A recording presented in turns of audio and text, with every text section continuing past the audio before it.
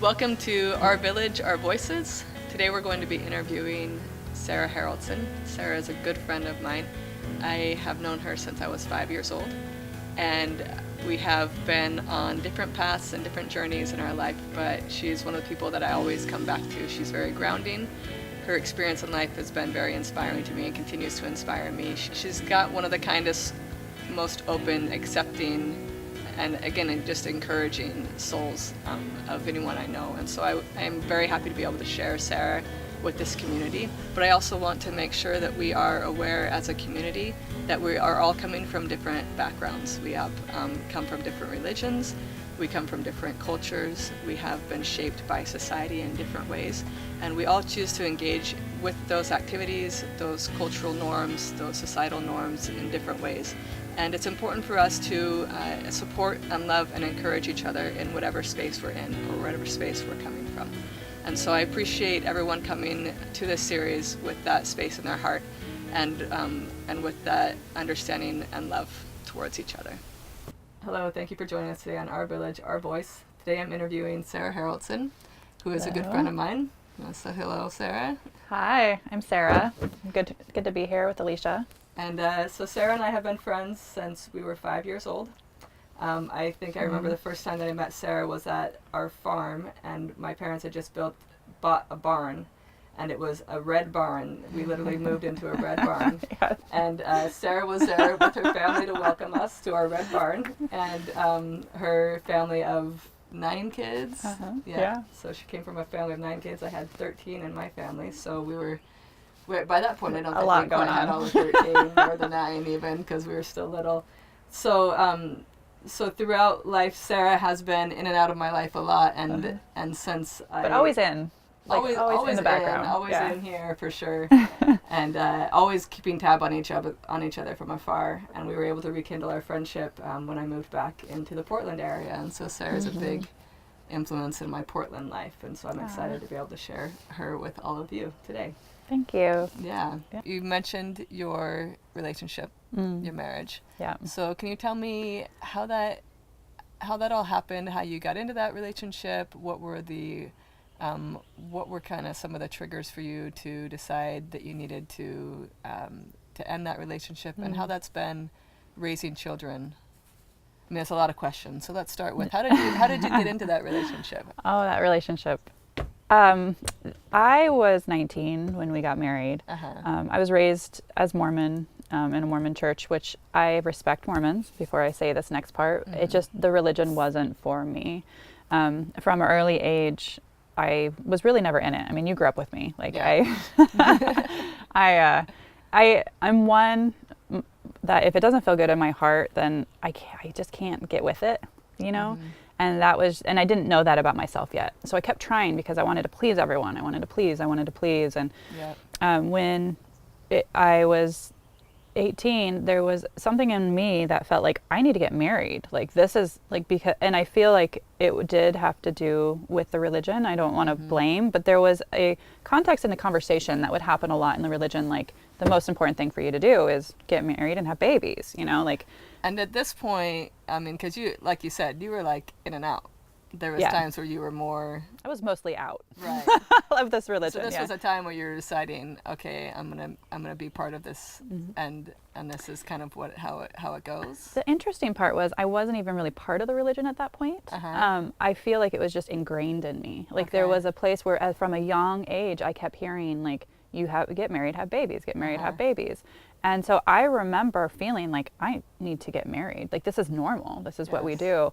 So my ex and I met when we were really young and got married within 6 months, you know. And I remember people saying like, you know, whoa, what are you doing? And I'm just thinking, they don't get it. They just don't get it. Right. I was like, we had a beautiful relationship. I mean, our first few weeks of marriage, we had a mattress in the front room and just had really a beautiful experience. And then it flipped one day. It was 2 weeks, actually, I remember, because it was right when we had to go back. He had to go back to work and I had to get back to work, and we had like real life had to go back. And I had this experience where I just saw a different side of him, and it was scary. And as much as I want to be raw and go into details here, I still have young kids, and I really want, it's important for me that they see the perspective of their dad they want to see.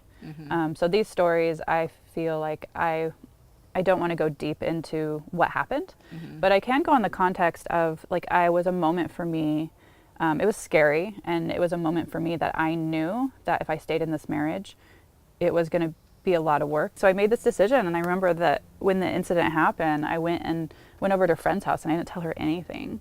And I just sat with it, and I'm like, okay, should I leave? Should I stay? This was like after the first 2 weeks? This is 2 weeks after we were married, and the first incident happened. And I decided to stay and did not talk about anything that was going on for 7 years, because it was my husband, and I didn't want anyone to look down on him, and I wanted to protect him. And the way I really started realizing it wasn't okay is we actually went to Fiji on this beautiful vacation. And just the two of you? No, with some friends. We got a group of friends, and we went to Fiji, and we were in this, and there's that thing that you think when you're in a really bad relationship that, like, well, it's because of pressure of work. It's because of this. Right. You make these excuses. And we were in this beautiful island. Like, no joke. Like, it took 30 minutes to kayak around it. Like, we were in this, like, paradise. Tiny little, yeah. And we were still in a place where we were fighting, and it wasn't, I didn't feel safe being around him at this time on this beautiful island. And there, I went with a friend who was going through school to be a therapist, and she just pulled me aside. She's like, what's going on? And for the first time, I started talking about it. And when I started talking about it, this is 7 years of me not telling a soul, which broke my mom's heart. Sorry, Mom. I finally started talking, and from her, I started seeing an acupuncturist who led me to a therapist, and really it was realizing, like, this is not okay and this is not normal. And I was just surviving. I was surviving. And really what pushed me to that moment was when my son Landon was born. I looked at him and I was like, you deserve to know how a man should be in the world. Like, you deserve to know. And it's not like his dad is a wonderful person on this planet. He really is. Like, I love him to this day. But what we found out through years of therapy was he turned into his dad when that 2 weeks after, he turned into what he thought marriage should be. Just, he didn't even know what happened. It was a flip. Like, he did exactly what his dad did. Who did what his dad did? You know, they were following that line. And I decided when Landon was born, I'm breaking this. Like, this cycle is not happening anymore. And that's when I started, we went through years of marriage counseling, because I really do truly love the man. And I joke that he was my drug, like, because we had so much passion and love, and he has a really good, loving heart and loves his kids. But the issues were just too much. After 3 years of marriage therapy, we decided to split, and that was a scary and a beautiful moment. I knew leaving that marriage, this might be too much for my kids to hear, but it's a very important piece. Like, I knew that I could die. Like, there was a place where I knew that I might not live through that moment. But I'm like, I don't have a choice. I have to show my kids. I have to show my kids that there's better than this. And since I've left that marriage, like, when I get scared of doing something, I'm like, oh no, I did that. I can do anything. 7 years. And it makes me too appreciate everything. Like, and there's times that, yes, I get stuck in my moments and I don't appreciate, but that's one of the reasons I did the surrogacy. That's why I can't, there's a place in me where I can't feel stuck anymore. I was stuck for, that it took up that 10 years of life. And we have been separated for almost 10 years, and I'm still healing from that. There's still issues that come up, and I just watched a movie that triggered some other things that came up. And because when someone's in that situation of just surviving every day, it's amazing how much you can push down and not feel. Incidents would happen in our marriage, and I would just wake up the next day like nothing happened, and I'd go on with my day. And now that when I started feeling like I was healing, or I think I was feeling safe stepping away from the situation, this stuff started coming out. I think it may have taken longer to heal because I was trying to protect my kids the whole time. As my job as a mom is, I feel, in this situation, and was to let them figure out who their dad was without me. Like, it's not my job to give my perspective, because I am, to them, I'm their mom, and my perspective matters. And if I was to say your dad is this and your dad is that from my perspective, that I feel would just hurt their relationship and hurt our relationship. Right. So it was important through that time to show them, or just to let them kind of be and figure him out. It was my goal never to speak about him, never to, just to make it as co-parent as we could. And this was part of the abuse that stemmed in. I didn't want to rock the boat. And I started learning how to speak up to him and was stronger. There was no boat to rock anymore. Like there was nothing. We're at a good place where I was able to feel strong and just be steady and consistent with him in our speaking and communication, and say, no, please, you don't talk to me that way. You're going to talk to me that way, then I will hang up the phone. And so as I got stronger, then the power started lessening. Yeah. So it's been 10 years, and I still,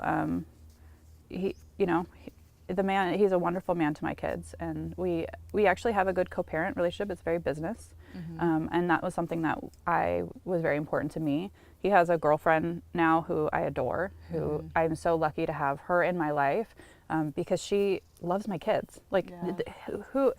More people loving my kids, right on. Right. And she has made that house a home. She is making him happier, which makes him a happier dad. I mean, in all, the important co-parenting relationship is extremely valuable. When I left the marriage, that's part of the fear. I actually didn't leave the marriage for a few years because I was like, who else will be in that place? Right. Like, that's a scary thought. And for me, there was a point where I'm like, I will have to have faith that whoever's in that place will be a good person. And I'm a believer that everything that happens in life is part of, who we are and what builds us. And, there's a reason. And what got me through my divorce, I had a thought, like, for some reason, these kids were meant to be born to me and their dad. Like, we were both meant to be in their life, and this is their life experience. Right. And so that kind of got me through a lot of the hard situations with their dad. Being like, he is their dad, and he was supposed to be in their life. He is what is going to shape them just as much as you are. Exactly. Exactly. Thinking of getting married so young, a lot of people do it still, and like our parents got married really young, and they're great. And it's just, you are such different people when you're that age, and then you evolve and you become who you are, and sometimes it works, and sometimes it probably wasn't meant to be from the beginning. But maybe it was, because maybe you were meant to go through those life experiences to where it shapes you to who you are now, and being able to influence the world with that experience and that knowledge. 100%. Yeah. I actually would say that I would not be as strong as I was without that relationship, and like I feel like I've had to be strong. Like, actually last week I was like, I'm just exhausted from being strong. Like, I've been making these strong choices, but like I feel like after that relationship, like, I learned how to love myself without a man. Like, it was such an absent marriage, and I felt very lonely in a marriage, which I think a lot of women experience, that lonely feeling of being like, of having a partner but them not being connected. And from that, I've learned to love myself and be like, no, I'm okay on my own. And I value that, because I do feel that without that experience, I wouldn't be able to show up in the relationships that I'm in now. I really can stand in who I am in a raw form, and because I had that experience. So what are some of the things that you do for self-care? For self-care, nature. Like, anytime I can get in the trees or the water, river water. I like to spend my own time, go on my own road trips, and when I actually first got divorced, my favorite thing is when he would have the kids for a weekend was just to drive. I would, and with no destination in mind. I would put a sleeping bag and tent in the back of my car, and I would just drive, and I would tell a friend, like, I was checked in, I'd be like, and as soon as I started getting a certain direction, I'd be like, okay, I'm at the beach, or I ended here. But I would either go beach or mountain, and it was such a beautiful feeling, because I so much of our life is scheduled and planned, and I had my kids a lot back then too, and so to have that break of just being me, and just going wherever the wind took me, it was, that was my self-care. Recentering with who you were at that point. I imagine that was kind of a process to find Exactly. your Yeah. center again. Recentering and talking through my demons, you know, that those voices like, you shouldn't have got divorced, you shouldn't have done this, you should have, you know, I really, I do feel like a lot of us are our worst critic, and I am 100% that. I always feel like I could step up my game. Yeah. And I'm noticing more and more these last few years of how heavy that voice is, and how it's such a reward to stop and actually sit with where you are at the present time and congratulate yourself and reward yourself. Yeah. Yeah. Well, thank you for talking with us today. I feel like we covered a lot of the different topics, and I appreciate you allowing yourself to go to those raw places. It's hard to do, and I really appreciate you. Well, thank you. I appreciate you too. Thank you for doing this and giving women a voice. Yeah. It's a beautiful, beautiful village that you're creating, and I'm excited to be part of it. Thank you. Yeah. All right, thank you. That was amazing. I hope you agree.